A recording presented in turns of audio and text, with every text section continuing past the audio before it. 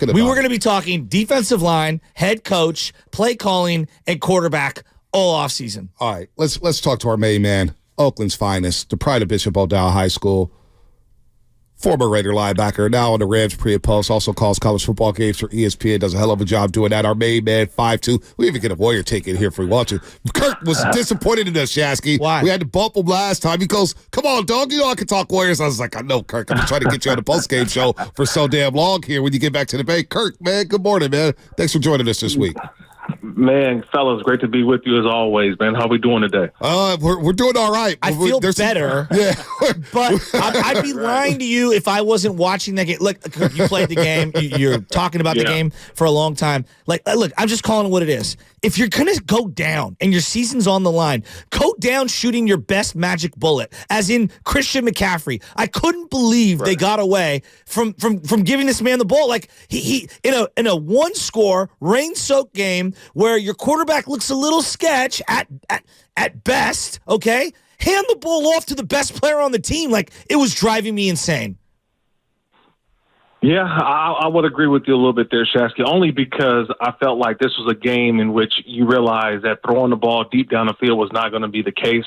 Everything that Brock Purdy had was underneath. I mean, if you really think about it, he threw more checkdowns than Derek Carr did while he was with the Raiders. It was unbelievable.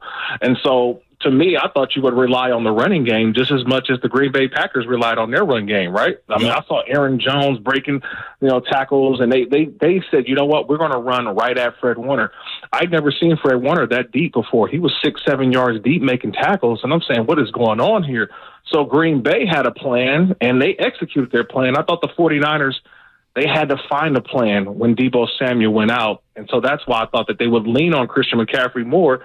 But when they leaned on him at the times they needed, Christian McCaffrey delivered. I think that's where Shanahan this week will have to lean on number 23 a little bit more. Kirk Morrison on the Boxer and Gerson guest line. I caught that slip up. You almost said Schottenheimer. And you know what? That's appropriate because I thought Shanahan was more Schottenheimer in that game on Saturday. Yeah. I didn't like the play calling. I thought he got a little tight. We know Marty Schottenheimer, rest in peace, one of the best coaches we've seen. He would get tight in playoff games, and that's why he never advanced to a Super Bowl here. So what frustrated you more on Saturday with the 49ers watching that game, just as a football observer? Was it their lack of pass rush? Was it the run defense? Was it the play calling? Was it the quarterback play, 5-2?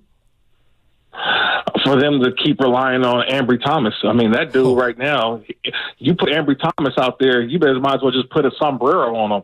Because everybody knows, go at him. Number 20 in red, throw the ball his way. Wow. Because to me, his confidence, come on, man, let's be real. If we're watching the game, that dude right now, his confidence is just not there.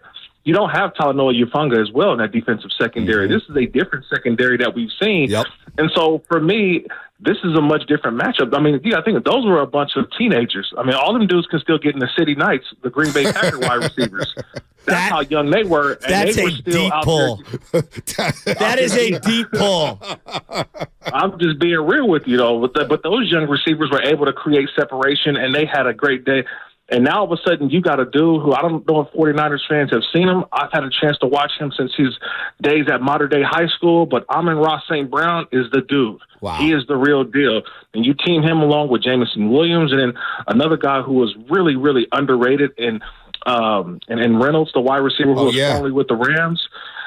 Look, this wide receiving group is going to go after that 49ers secondary. I think that's what surprised me a little bit most. Charvarius made his plays, but I think the ability to run the football really shocked me along that 49ers front. And let's be honest, we didn't call Chase Young's name until he got reached. And then even Nick Bosa didn't really make a lot of those plays that you thought in getting after the passer. So I was surprised, but you remember, it was one of those rainy games where you didn't have that deep passing, but yet Jordan Love was still able to have that time rather than block Brock Purdy. So that's kind of, when I watched the game back twice already, I was just trying to figure out, why is this 49ers pass rush not getting there? I'm glad you bring up the pass rush because your expertise obviously is going to slant more toward the defensive side of the ball. And you watch this Detroit team, so I've got a lot of questions on Ambry Thomas. But let's start with Bosa real quick. Like, when you're an all-time great and you get paid mega bucks, I judge you differently. Right. Like, you are not some fifth rounder. Aaron Donald dominated in the NFC Championship game in the fourth quarter and ended the Niners season. He did the same thing in the Super Bowl. That's why he's Aaron Donald and is one of the greatest players I've ever seen. I'm still waiting for Nick Bosa in the last 4 playoff games to do something in the fourth quarter. Now, I know Dre Greenlaw came through the big play, but, like, you can't get stood up by wide receivers when you're Bosa. Am I tripping? Am I singling him out? Or is that how you view it as well?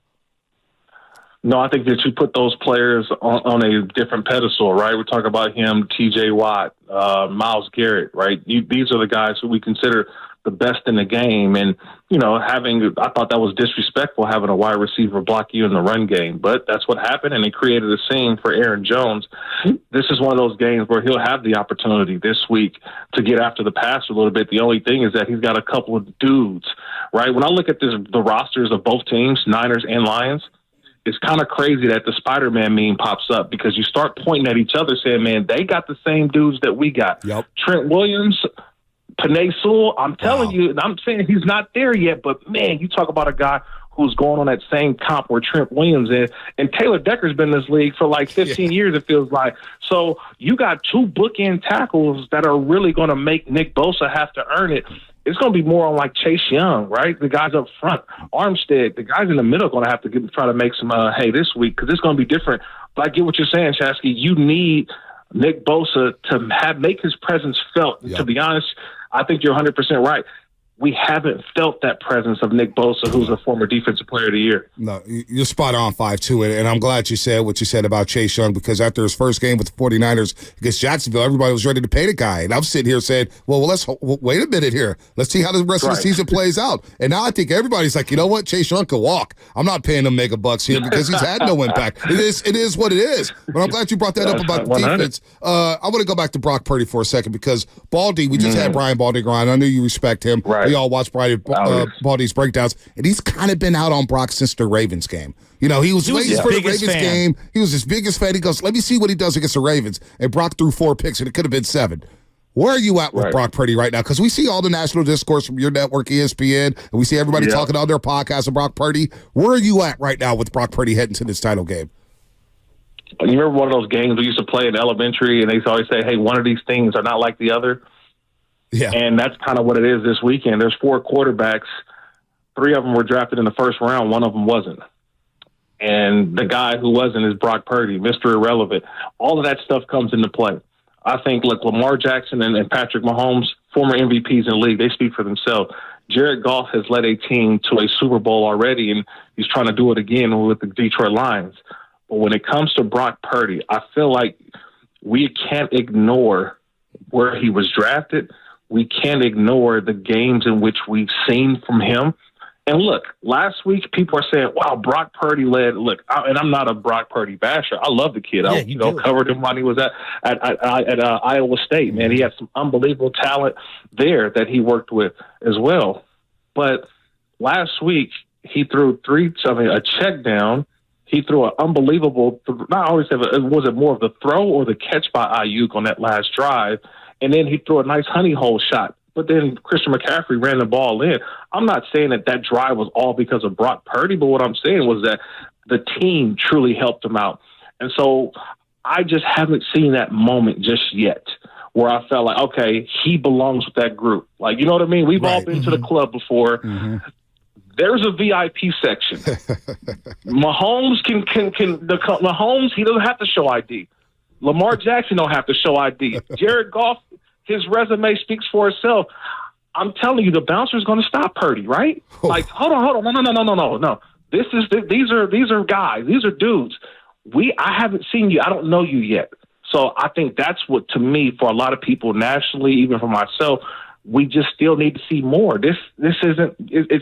It's not the Tom Brady yet, right? Yeah. We still need to see more on his resume, and it's no knock to him, but they're throwing today Montana out. Opportunity. Not to cut you off, Kirk. They're throwing Montana out there saying, "Oh, that was his Montana moment." I'm like, whoa! They're comparing him to Super Bowl 23, the final drive. No, bro, no, that final drive for Riders. This is for Riders out here in the Bay Area. No, man, stop, man. John Taylor, all them cats. Come on, man, don't do that to us like that.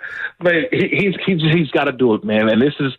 Trust me, he can do a lot for himself this weekend against the Lions, that defense. And this is what I always say, man, how motivated are you, too, as coordinators? I'm not taking anything away from, Kyle Shanahan and this offense, But what I'm saying is that Aaron Glenn is trying to get a head coaching job. You don't think he wants to shut down Kyle Shanahan's offense? You don't think he's going to throw exotic blitzes and things and show different looks to Brock Purdy? Absolutely right. Same thing on the other side. Ben Johnson, their offensive coordinator, the hottest candidate for a head coaching job. You don't think these dudes is trying to come to San Fran with that Detroit versus everybody mentality? This is all I'm saying, man. I'm going to be at the game on Sunday, fellas. Oh, nice. All I want to see is this.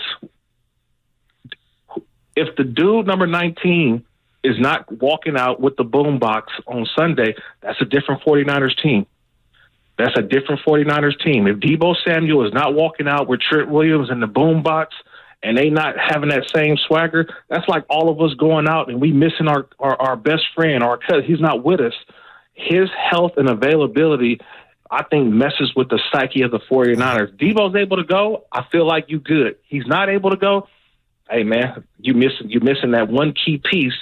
And then you try to throw an end around with Juwan Jennings last week. Come on, man. Yeah, he's not Deebo. Don't try. Come on, don't do that. First play of the second half. First play of the second half, they ran that play. What is that? Stop it, Kyle. Get out of here. Kirk, let me ask you, before we get to Jared Goff, because you had an up-close, seat for Jared Goff in St. Louis, in LA, and now you've seen him. Even now, when he was one of them Cal Bears, too. That's right. I forgot about that. Yeah. But before I get to that, is part of how we're viewing Brock Purdy, and I'm just asking out loud because I know all of this for me gets blended at times, and it's fair or not. Right. I don't even know. Does the Jimmy Garoppolo portion of the Niner run the last few years, does that bleed into how we're viewing Brock Purdy? Like, had they not had runs with Jimmy G, would we be this skeptical of Brock Purdy? Had they not had runs with Jimmy G, will be skeptical. Like seeing Jimmy G fall short. Do you get what I'm saying? I hear that part of it, but this was still an organization that traded 3 first-round picks for Trey Lance. Yep. You know what I'm saying? I haven't forgot that. Yeah. Maybe some other people we forgot about that. I didn't forget about that. You traded 3 first-round picks for Trey Lance. The dude's not even on the roster. So that's where my skepticism comes in, is that you were trying to find the replacement, and, by the way, you slipped up and found Brock Purdy as Mr. Irrelevant. Don't say he was the guy that we targeted the whole time. No, you found a quarterback that has ran the offense, and to me, it almost – and this is what you don't want it to be. Right, I've always used this analogy.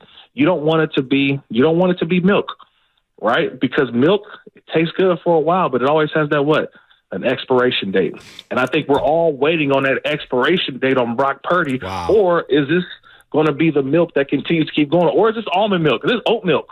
Yeah. This soy, right? Hey, it can last a little bit longer. Kirk, I but drink if it's regular dairy, bro. If it's regular dairy, man, you already know that thing got an expiration date. Oh, I love it. Kirk, I drink oat milk. There's nothing wrong with that. It's actually better. Kirk, I've gotten bougie too. I've been on the almond milk for about 5 years. That's why they call me Bougie Bonte. But I love the analogy. I love the analogy. Not everybody can have muscles like you, Kirk. We're not drinking 2% milk or whole milk. Brady Quinn was pushing. Muscle milk. Yeah. Remember Brady Quinn? We used to have the muscle milk. Now I'm done. Oh man, the Lions. So you saw the Lions this year. Obviously, the Rams went up to Detroit. Very fun football game. That was physical. I was shocked McVay this clock. Man, this was the first time I ever seen him kind of mismanage the clock in both halves there. But what was the big takeaway from Detroit? Too, though. Yeah, a little bit. But you know what? But the Rams played hard, but they couldn't score in that red zone. And that Detroit Lions defense, a lot of people say, man, the secondary's trash in Detroit. But what do they do so well? Because they bend, but don't break. And it seems like they always come up with big plays on the defensive side of the football. I've got some friends on staff over there, too. And I've kind of crossed a couple of games this year from my college. And the Detroit Lions are playing that weekend. So I've had a chance to stay in the same hotel and just talk to the guys. And they all tell me the same thing, man. There's a belief that they know that let's get it to the fourth quarter and we're going to find a way to win. Like, they really, truly believe that. And I think on top of that, I thought last week Matt LaFleur got a little conservative and tried to hold on to win. Detroit, that's not who they are. With Dan Campbell, they're going to take it from you. They're not like hoping that, let's hope and kick a field goal. No, they're going to go for it on fourth down. They are going to be aggressive. They come into Santa Clara to come take a victory. They know if they're going to go to the Super Bowl in Las Vegas, they got to take it. The 49ers aren't going to give it to them. That's what stands out to me. I saw with the Rams game, how many times we've seen teams late in the game, they've got to run it 3 times in order to keep the clock moving. Man, they do say, nah, Jared Goff. Yep. They trust in my guy from Marine Catholic and Cal, Jared Goff, to go do what? Go make a play. Go. Your quarterback, your resume speaks for itself. Go make a play. And the dude does what? He goes out, makes a couple plays, and runs the clock out, man. That's what the 49ers are up against this week. A guy who is, look, Jared Goff is unafraid, definitely. What's the thing about Goff? But before you get on that, 30 seconds. What is the thing about Goff people get wrong? Wow, what did they get wrong? Yeah, because I think for me, when I saw McVay rip him publicly, I was like, oh, well, McVay knows more about football than anybody. Like, I trust his evaluation. He was with them every day. Like, to see him do what he's doing has been very impressive. And even last week, Kirk, we were talking about the quarterbacks left in the NFC, and I said, to Shasky, I was like, Goff has more experience. I may lead Goff over Purdy, and everybody say, what? Jared Goff, he stinks. And I'm like, well, he did lead a team to a Super Bowl. He has outdueled Mahomes on Monday Night Football. He's had some prolific games, some memorable games here. I don't know why he gets disrespected. So maybe it is because he got traded to Detroit. I don't know. Yeah, but I'll always say this, though, about Jared. He went through some tough times in Los Angeles. He went through a tough time. I mean, remember, they went 3-13-1 his first year over in Detroit. It was bad. But yet, you know what? They found a way. They found a way to get to the point. I think what you miss sometimes with Jared Goff is the guy is, I hate to use this term, but he is sneaky athletic. He'll take off in that pocket. He'll get about 6 or 7 yards. He'll pick up a first down when needed. But the thing about it is he is unfazed. If you haven't seen Jared Goff, he is unfazed. He'll throw, maybe he rarely throws a bad ball, but if he does, he'll forget about it, move on from it. And that's what you have to understand this week against the 49ers. I really feel like Jared Goff is coming in with his hometown right there behind him. He's coming in to go take it. Like, this is a different Jared Goff I know that I saw in Los Angeles. He is taking on that mentality of Detroit versus everybody. And I think that's the mentality that you need in order to go out and win this weekend, because we know, look, San Francisco is going to be ready to roll. Them dudes is going to be ready, but without Deebo Samuel, I'm telling you, they're missing a little bit of that stinger, and we'll see what happens if he's available on Sunday. Yeah, 50-50 for Sunday's game. No fractures, anything like that. They'll know more on Wednesday, but they need Deebo Samuel, no doubt about it. Kirk, 5-2. We're going to text you on Sunday. We'll meet up with you. We'll see you at Levi Stadium, man. Always thank you for the time. Hey, always a pleasure, fellas. Great to be with you. Anytime. Kirk Morrison here on the Morning Roast on 95.7 The Game.